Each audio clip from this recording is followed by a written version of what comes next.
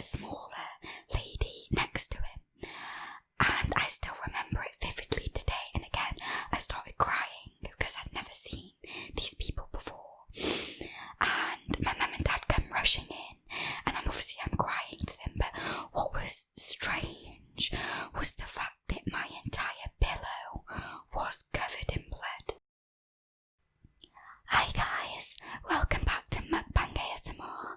My name's Kiki, and while I eat my bedtime snack tonight, I'll be telling you some of the spooky experiences I've had with ghosts.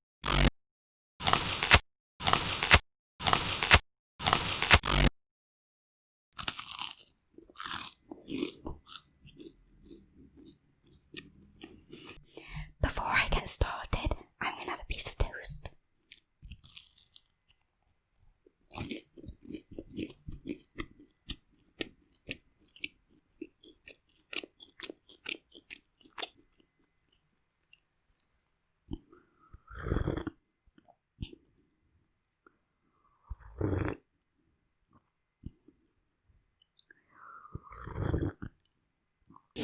So, my first one that I can ever remember, and it's probably the spookiest one I think, is when I was about 4 or 5 years old. I used to suffer really badly from night terrors and bad dreams. And so, I remember vividly this dream, and I remember in my dream someone was telling me to wake up. Like, do you know, sometimes when you're dreaming you have like a voice that like narrates it. Maybe you don't, maybe I'm just weird, but I had a voice telling me that I needed to wake up. And anyway, I remember waking up and crying. It was really, really dark. And I used to have a bunk bed with my sister, my older sister, and I remember looking to the side of the bed, and there were 2 people there. There was an older man who had a gold tooth and a smaller lady next to him. And I still remember it vividly today, and again I started crying because I'd never seen these people before. And my mum and dad come rushing in, and I'm crying to them, but what was strange was the fact that my entire pillow was covered in blood because I'd had a really, really bad nosebleed. And when I was that age, I used to sleep on my front, so my face would have been face down into the pillow. So I think it was strange that I had someone in my dream telling me to wake up when that was happening. And anyway, my mum and dad were trying to calm me down, and I ended up telling them who I saw. Now back then, I used to get silver and gold mixed up, and I said that the man had a silver tooth. Well, my dad's face went white, like pale, very, very pale, and it turns out what I described as my great-granddad and my great-grandma. Now, I'd met my great-granddad when I was 1, but obviously I was too young to remember him. And my grandma, Momo, she passed away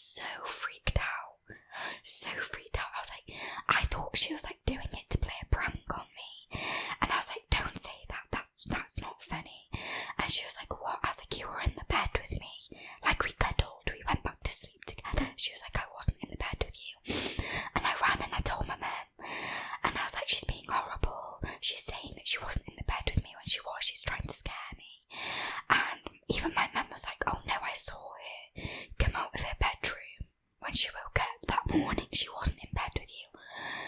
That messed me up. It really freaked me out. So I don't know if it was part of my dream, because obviously I know that sometimes when you wake up, you can still be dreaming, can't you? But I physically felt her cuddle me. It was really freaky. Anyway, before I carry on, I'm going to have some more of my toast.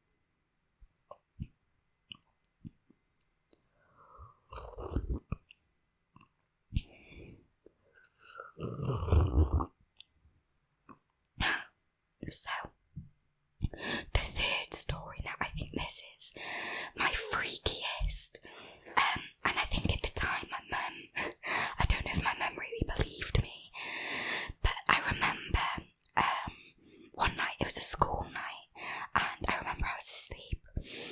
This wasn't a bad dream, I just remember my mum coming into my bedroom, and just as she'd come into my bedroom, I used to have these dolls that were like stuck down to my windowsill in my room. So say my windowsill was here, my bed was just in front of it, and then obviously my door was here. Anyway, so my mum comes into the bedroom, and she was like, right, get to sleep, you're sending those text messages, it's not funny. And I was like, what? As soon as she came into my room and said that, the dolls that were on my window frame, they fell to the floor. Now, what was weird about that is that they were physically stuck down, and they just flopped to the floor. So that freaked me out. And the way my mum was acting was really, really freaking me out. I was like, what do you mean? I was like, I've been asleep. And I think she could tell by my face that I'd been asleep, because my face goes quite puffy when I'm asleep.